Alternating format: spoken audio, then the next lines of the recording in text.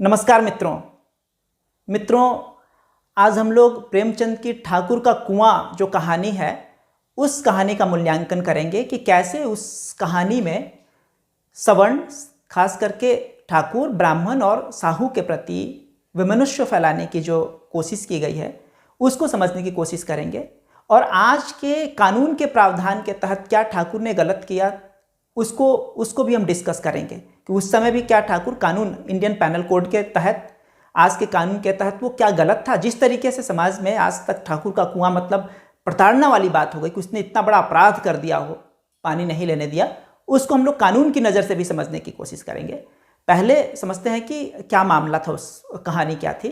कहानी ये था कि पिछड़े समाज की जो है गंगी है और जोखू उसका पति है, वो बीमार है कई दिनों से और 2-3 दिन से पानी ला रही थी तो पानी में ठीक ही था। अचानक जिस कुएं का इस्तेमाल सामुदायिक सभी लोग करते थे, उस कुएं का पानी में शायद कोई जानवर गिर के मर गया है और उससे बदबू आ रही है। पानी तो वो अपने पति को मना करती है कि मत पियो, मैं जो हूँ पानी कहीं से लाती हूँ, ठाकुर के कुएं से ले आती हूँ। ठाकुर का कुआं मतलब ठाकुर जो लोग जो यूज़ करते हैं वो कुआं नहीं। ठाकुर एक व्यक्ति है जो ठाकुर समुदाय से, लेकिन वो पर्सनल उसकी कुआं है, वो ठाकुरों की कुआं नहीं है, ना ब्राह्मणों की। वैसे ही किसी समृद्ध किसी साहू की गांव में दूसरे छोर पर एक साहू की भी कुआं थी और दूसरी जिसमें ये कुआं जिसमें सभी लोग उपयोग कर रहे थे। तो अब सभी लोग जो उपयोग कर रहे थे उसमें जानवर गिर के मर गया है और बदबू आ रही है पानी में, और इस कारण वो सोच रही है कि ये पानी पिएगा तो और तबीयत बिगड़ जाएगी। और उस समय ये उसे भान नहीं है कि पानी को अगर उबाल देते तो शायद इसके बुरे तत्व खत्म हो जाते हैं। वो उसको लगता है कि पानी किसी तरीके से फ्रेश आ जाए, इसलिए वो रात में 9 बजे के आसपास जाती है ठाकुर का कुएं से छुपके से पानी लेने के लिए।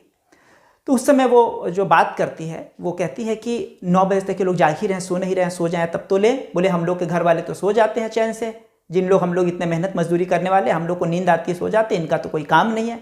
फिर वहीं से वो शुरुआत कर देती है कि ये लोग जो हैं, इन लोग का काम ही यही है, चोरी चकारी बेईमानी जो है। अब देखो कि ये ठाकुर बात कर रहे हैं ठाका लगा के अपने मित्रों के साथ कि किस तरीके से जो है मुकदमे में कोई जो सेटिंग करके थानेदार के साथ पैसे, थोड़े मोड़े पैसे देके सेटिंग करके, रिश्वत देकर किस तरीके से केस को वो जीत लिए थे। दूसरा, किस तरीके से मुकदमे की कॉपी बड़ी मुश्किल से जो निकलता है वो बिना पैसा दिए निकाल लिए थे।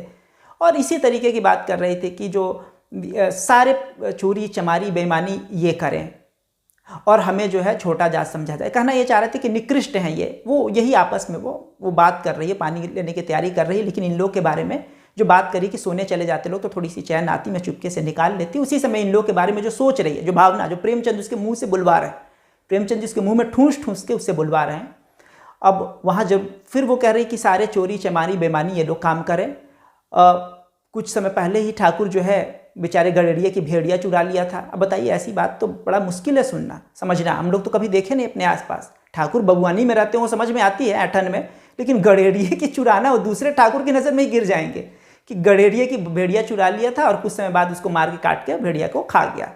और ये जो ब्राह्मण है, ये ब्राह्मण जो है 12 मास जो है इनके पास वो जो है जुआ चलता रहता है। ये साहू जी हैं, साहू जी जो है ये घी में तेल मिलाकर जो है देते हैं और ऊपर से जो है दाम भी ज़्यादा ले लेंगे, बड़े नियम वाले बनेंगे। मतलब चोरी बेईमानी, ये तीनों ही जो है चोरी बेईमानी में लगे हुए हैं।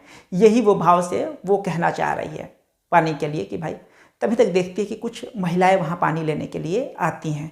अब महिलाएं सवर्ण हैं, मतलब ठाकुर या इनके आसपास के परिवार लोगों की, आसपास के लोग की हैं, वही आती हैं। महिलाओं का वार्तालाप फिर प्रेमचंद जी दिखाते हैं। महिलाएं आपस में बात कर रही हैं कि पिछड़ा समाज तो सवर्णों से परेशान नहीं है, सवर्णों की महिलाएं भी, जो आज का एजेंडा है वामपंथ का कि महिलाएं सारे पीड़ित हैं, वैसे ही वो भी दिखा रहे हैं। बिल्कुल उसी का आधार है कि महिलाएं भी पीड़ित हैं, महिलाएं पानी लेने आई हैं। कहीं है तो खुद तो घर में आराम से फरमाते रहते हैं और हम लोगों को भेज देते हैं, जरा सा भी चैन नहीं, जैसे हम लोग लौंडियाँ हों, दिन भर काम कराते रहना है। एक महिला कहती है तो दूसरा कहती है लौंडिया ही तो है भाई, कपड़ा देता है, सामान देता है, खाने को देता है, बीच बीच में चोरी चमारी करके हम लोग 2-4 रुपया निकाल भी लेते हैं। ये आपस में ये इन लोग का डिस्कशन है कि ये लोग भी दुखी हैं। कह रही हैं कि अगर इतना काम अगर हम दूसरी जगह करते हैं दूसरे के लिए तो भी इससे आराम रहता और सुकून की ज़िंदगी जीते। वही चीज़ कि घर का काम नहीं करेंगे, हम जॉब करेंगे सब लोग। अब 10-15 हज़ार की अच्छी कोई नौकरी हो, टीचर का, जज का, बड़े जज का, अगर लड़की आगे जाए कोई दिक्कत नहीं है, लेकिन भैया हमको घर में जो है वो सम्मान नहीं मिल रहा है। इस कारण जो है हम 8,000 का रिसेप्शन का काम 10,000 का करेंगे, धक्के खाएंगे, लेकिन हम बाहर का काम करेंगे। उसके चक्कर में घर टूटे जा रहे हैं, बच्चे को ठीक से परवरिश नहीं हो रही है। इन सब की जड़ वहीं पे है। हम उसको छोड़ के आज के पत्रकारों के पीछे आप लोग पढ़ें, देखिए कहाँ जड़ है। वही बिल्कुल सब कुछ कह दिया। 1936 की पहले की कहानियां हैं और उस समय ये सब चीज़ें डाली जा रही हैं। 1925 में भारत में लेफ्ट आती है, लेफ्ट पार्टी आती है, रसिया में उससे पहले आ चुकी है। और वही सब का प्रभाव 1936 में प्रगतिशील लेखक संघ जब बनता है वामपंथियों का, उसके पहले अध्यक्ष रहते हैं प्रेमचंद जी। बिल्कुल उनके भीतर है, जड़ रूप से ठूस रहे हैं वो इन सब चीज़ों को। वही की महिलाएं भी शोषित है, घर में मर्द बैठा हुआ है और इनको काम हमने तो देखा नहीं। हम लोग तो हर जगह हम ही लोग को ठेल दिया जाता रहा, बहनों को नहीं भेजते रहे। बचपन से देखे हैं, वो दौड़ भी देखे, आज आधुनिक दौड़ भी देखे। 40 साल के हैं तो पिछला दौड़ भी देखे, जब मोबाइल और चीज़ें नहीं थी, हम ही लोग को हर जगह दौड़ा दिया जाता था कि बच्चे कहाँ जाएंगे। तो वहाँ दिखा रहे हैं कि नहीं, औरतें जा रही हैं, मर्द जो है घर फरमा रहे और आराम फरमा रहे हैं, और ये जो औरतें हैं ये भी दुखी हैं उनसे। तो ये चीज़, वो जो महिला वाला एजेंडा है वो यहाँ पे चलाते हैं। और इसके बाद क्या होता है कि वो पानी लेने के लिए मटका डाल देती है भीतर, और उसमें से जब मटका निकाल के उसी से मटका छूट जाता है, उधर से ठाकुर निकल जाता है और चिल्लाने लगता है, तब तक जान बचा के भागती है वहाँ से। और भागती है और आती है तो देखती है तब तक इसका पति जो है पानी मुंह में लगा लिया है, बदबूदार गंदा पानी है। और यहाँ बिल्कुल स्थापित हो जाता है ठाकुर का कुआं। ठाकुर, बचपन में मैं भी पढ़ा तो लगा कितना कमीना है, ठाकुर कौन है, मुझे तो पता ही नहीं था कि ये ठाकुर जो है मैं ही हूँ। मुझे तो पता ही नहीं था। राहुल, घर में राहुल नाम रखा था, टाइटल सिंह राठौर था, तो पता नहीं था कि भाई ठाकुर वही है, वो जल्लाद ठाकुर हम ही हैं। हमारे लिए गालियाँ हैं सारी। मैं भी कहता था कैसा कमीना ठाकुर है, जब पढ़ता था बचपन से भरा हुआ था कि ठाकुर बड़ा कमीना है, बताओ पानी नहीं पीने दिया। अब जब कानून पढ़ रहे हैं, लॉ किया मैंने दिल्ली यूनिवर्सिटी से, उस समय मैं जब समझा कि ये तो ट्रेसपास का मामला बनता है, अतिचार का। इंडियन पैनल कोड सेक्शन 441 जो है क्रिमिनल ट्रेसपास कहता है। आप किसी घर में क्रिमिनल उद्देश्य से ढुक रहे हैं, अगर हानि पहुंचाने के उद्देश्य से, ये क्रिमिनल नहीं है। तो क्रिमिनल ट्रेसपास जो है 441 सेक्शन में आता है, और जो हाउस ट्रेसपास जो है 442 में आता है। तो ये 442 जो है वो कहता है कि सामान्य रूप से अगर जो आप आते हैं किसी के पास, किसी के घर में आप अतिक्रमण कर रहे हैं, कुछ भी लेना चाह रहे हैं, कुछ भी लेने का आपका उद्देश्य है, तो ये ऑफेंस है। और ये इसके लिए आपको 3 साल का सजा का प्रावधान है। किसी को किसी के ज़मीन में ढुकने का अधिकार नहीं है। आपको अपने शरीर और अपनी प्रॉपर्टी का रक्षा करने का अधिकार है। उसी रात के अंधेरे में 9 बजे गांव में अंधेरा उस समय हो जाता था, मान लीजिए उसके पास गोली है और अनजान व्यक्ति समझ के चला दे और मर्डर हो जाता, तो भी कानूनन जस्टिफाई हो जाता, उसको सजा नहीं मिलती। आप उसकी जगह में उसके परमिशन के ढुक नहीं सकते हैं। आप हाँ ये उम्मीद कर सकते हैं कि करुणा से वो पानी दे दे, सिंपैथी, उसके पास करुणा नहीं है, ये बात आप 1 मिनट के लिए बोल सकते हैं। लेकिन आप ये इसके लिए उसको विलेन नहीं बना सकते कि अपना पानी, आपने अपना पानी, अपना कुआं बचाकर क्यों नहीं रखा, ये इस पर सवाल नहीं उठ रहा है। आप मेहनत करने के लिए जाने जाते हैं ना, कि मेहनत मजदूरी करने वाले हैं, जरा से उसका बड़ा बना देते कि जानवर कूद के ना मरे उसमें, क्यों नहीं बनाया आपने? आपने बिल्कुल छुट्टा छोड़ रखा है अपना, कि कोई भी आए जानवर कूद जाए, मतलब नहीं है कि हाइजीन हो रहा है, गंदगी फैल रही है। और वो भी उस समय कि तलवारों से जितना इस्लाम नहीं फैला, उतना ये कुआं एक बहुत बड़ा सशक्त माध्यम था इस्लाम के फैलने का। कुएं में मांस के टुकड़ा फेंक दिया जाता था गाय का रात में, और सुबह लोग 12-1 बजे तक जब पी लेते थे गांव के लोग, उसके बाद जो है सीधे बताते थे वो लोग कि भैया इसमें तो आप लोग सब मुस्लिम हो गए, आप तो हिंदू नहीं रहे। और आप हिंदू नहीं रहे, अब बेचारे वो कहते थे कि भाई हमको अपने धर्म में लाओ, तो अपने धर्म में लाने का कुछ था ही नहीं, घर वापसी का सिस्टम। ये तो बाद में शुद्धि, ये जो 3-4 साल ये सब काफ़ी समय बीत गया, बाद में श्रद्धानंद जैसे लोग ये सब चीज़ इन लोगों ने आविष्कार आर्य समाज ने किया, नहीं तो ये लंबे समय से 300-400 साल इससे चला। तलवारों से उतने कन्वर्जन नहीं हुए, जो तलवारों से बच गए वो भी इसके द्वारा हो गए। गांव के गांव ठाकुरों के, ब्राह्मणों के, भूमिहारों के, यादवों के वो बने पड़े हुए हैं, और वो बेचारे मजबूरी में बने पड़े हुए थे मुस्लिम। इसी तरीके से छल से बनाया गया। जो लोग कई आज बाभन, ठाकुर, भूमिहार दावा ठोकते हैं कि हमारे छाती, कि हम गर्व से कहो कि मैं ब्राह्मण हूँ, क्षत्रिय हूँ, भूमिहार हूँ, क्योंकि हमारे बाप दादा जो बच के रहे, जो है बचा के रखे, बचा के तो दलित के भी बाप दादा रखे हुए हैं, ये कहना भी बेकार है। मैं बिल्कुल कोई सवर्णों की हिमायती बनने के लिए यहाँ पर नहीं, मैं प्रेमचंद जी को उजागर करने के लिए आया हूँ। मेरा सिंपैथी ज़्यादा अगर देखिए तो दलित और पिछड़ों के पक्ष में ही रहेगा, सवर्णों के पक्ष में नहीं रहेगा। ये छाती ठोक के बोलने वाली कोई बात नहीं है। जिस आप बचे इसलिए रह गए क्योंकि आप छल से बच गए, आपके कुएं बचे रह गए थे कहीं ना कहीं, नहीं तो जिस जगह कुएं में कर दिया गया आपको तो लड़ने का ही मौका नहीं दिया। गांव के पूर्वांचल में बिल्कुल देखिए, मैं भी पूर्वांचल से, पूर्वांचल में गांव के गांव भूमिहारों के, राजपूतों के बने पड़े हुए हैं। वो लड़ाई थोड़ी की, बिना लड़े वो बिल्कुल छल से उनको कर दिया गया। बिहार में ऐसी जगह थी जहां आपको छल से गांव के गांव जो है बेचारे वो कन्वर्ट हो गए। तो जो इतना वो आपके बाप दादों के पौरुष बहादुरी की बात नहीं, ईश्वर की कृपा थी कि बचे रह गए आप।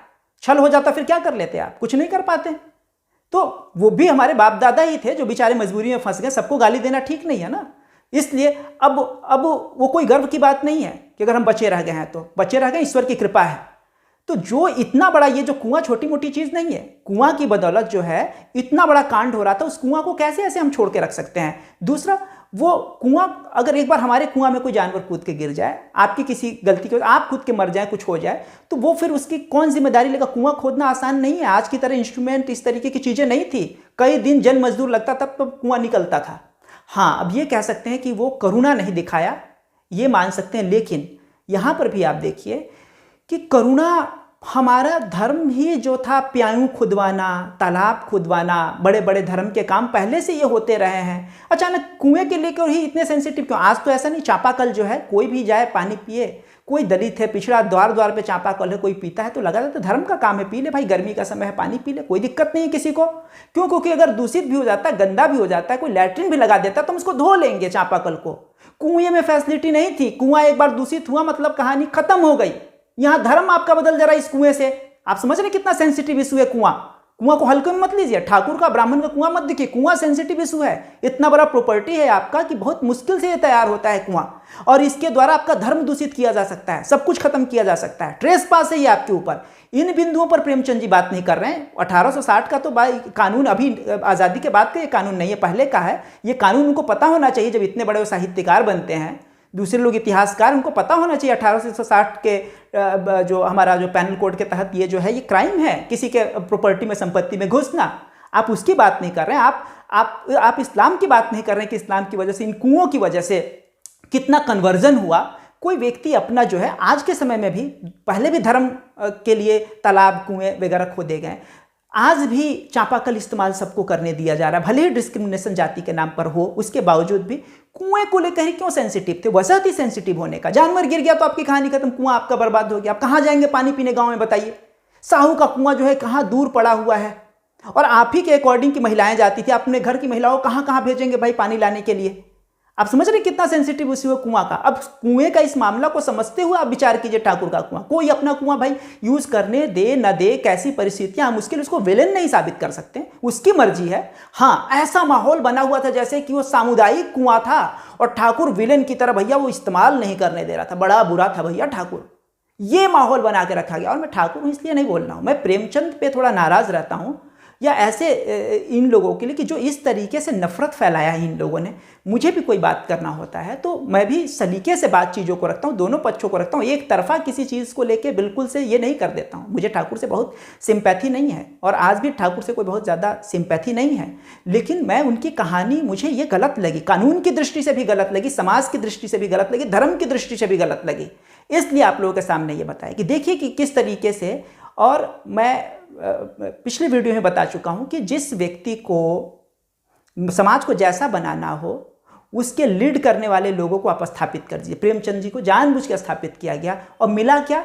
बाद में जब आज के दलित चिंतक और दलित लेखक उठे तो प्रेमचंद को किनारे लगा दिए। उन्होंने कहा कि प्रेमचंद जी का जो है फिक्शन, उन्होंने कल्पना कर करके लिखा है, जबकि जितना उजागर उन्होंने दलितों के विमर्श को किया उतना किसी और ने नहीं किया होगा। लेकिन आज के कल के जो दलित लेखक उभरे, उन्होंने कहा कि नहीं, वह स्वांतः दुख नहीं है, स्वानुभूति उनकी नहीं है, खुद की अनुभूति नहीं है दुख, दलित ने खुद जो अनुभूति किया वो लिख रहा है, वो सच्चा है। उन्होंने तो झूठी कहानियां लिखी हैं। लो, जिस झूठी कहानियां से इतना नफरत फैलाएं, आज जो है उस पर आपका अधिकार भी नहीं, दूसरे कब्जा कर ले रहे हैं। क्या मिला आपको? अब अपयश ही मिलेगा। अब लोग देखने लगे, पढ़ने लगे, अब आगे गाली देंगे आपको कि आपने गलत किया है। और प्रेमचंद कोई महान भैया लेविश लाइफ जिए हैं, आज सबकी निकल के आ रहे हैं, अच्छी जिंदगी जी है उन्होंने अपनी। गरीबी की बात करते हैं जैसे आज के वामपंथी करते हैं, सिगरेट विदेशी टानते हैं, उसके बाद बात करते हैं गरीबों की कि ओफ कितनी गरीबी है इस देश में। वही सिचुएशन थी उनकी, निकल के आ रही हैं बातें अब कि अच्छी जिंदगी जिया है उन्होंने, अच्छी लाइफ, खान पान ऐश व आराम सब कुछ रखा, अच्छा आडंबर रखा है एकदम से, एकदम वो कि पतला प्रेम और करुणा का, गरीबों का वो लिखने का एक कल्चर था उस समय कि गरीबों की बात कीजिए, पिछड़ों की बात कीजिए, दलितों की बात कीजिए। ये वो उन्होंने भी किया और आज उनके हाथ से दलित चिंतन निकल के दलितों के हाथ में चला गया। दलित कह रहे हैं कि नहीं, बिल्कुल दलित साहित्य अलग होनी चाहिए। बिल्कुल सही है, वो अपना उनकी अनुभूति है, अनुभूति होगी तो सच सच लिखेगा कम से कम। इन्होंने तो कल्पना कर करके ज़्यादा बढ़ा दिया, चाहे वो सदगति की कहानी हो और चाहे ठाकुर का कुआं हो, या इसी प्रकार का थोड़ा बढ़ा के ही कर दिया, जितनी बड़ी चीज़ें नहीं थी। अब जबरदस्ती आप ठाकुर को दोषी नहीं दे सकते, कानूनन भी उसने अपराध नहीं किया है भैया, आप कहाँ से उसको दोषी बना रहे हैं इस तरीके का। लेकिन नैरेटिव बना दिया गया माहौल की ठाकुर, मैं खुद ठाकुर को विलेन मान रहा हूँ, ये स्थिति बना दी गई देश में, ये स्थिति आलम था। वही जो पढ़ रहे हैं बच्चे आज वही उभर रहा है, वही नफरत का आलम है, वही एक दूसरे से नफरत की भावना है, प्रेम उभर नहीं पा रहा है, प्रेम जुड़ नहीं पा रहे हैं, हृदय मिल नहीं पा रहे हैं, क्योंकि बच्चे भीतर से कहानी पढ़े 7, 8, 9, 10 से ये पढ़ना शुरू कर दे रहे हैं, उनके भीतर ये चली जा रही हैं। सदगति जैसी कहानियाँ, ठाकुर का कुआं जैसा कहानियाँ, बिल्कुल ठाकुर कोई प्रताड़क है, विलेन जैसा है एकदम, किस तरीके से आ गया, शब्द भी प्रयोग किए हैं कि शेर भी इससे भयानक नहीं होगा, जब ठाकुर आता है और पानी इसका छूट जाता है, उस समय का जो सिचुएशन है, इस तरीके से आपने भयाक्रांत करके रख दिया, 2 समुदायों को लड़ा दिया आपने। अब नई जनरेशन इस पर विचार करे कि इसको ऐसे ही लड़ते रहना है कि इन इतिहासकारों और इन साहित्यकारों का पुनः मूल्यांकन हो। समझ पा रहे हैं मैं जो कहना चाह रहा हूँ? आप लोग भी विचार कीजिए, जगिए और जगाइए। ठीक है, फिर नमस्कार।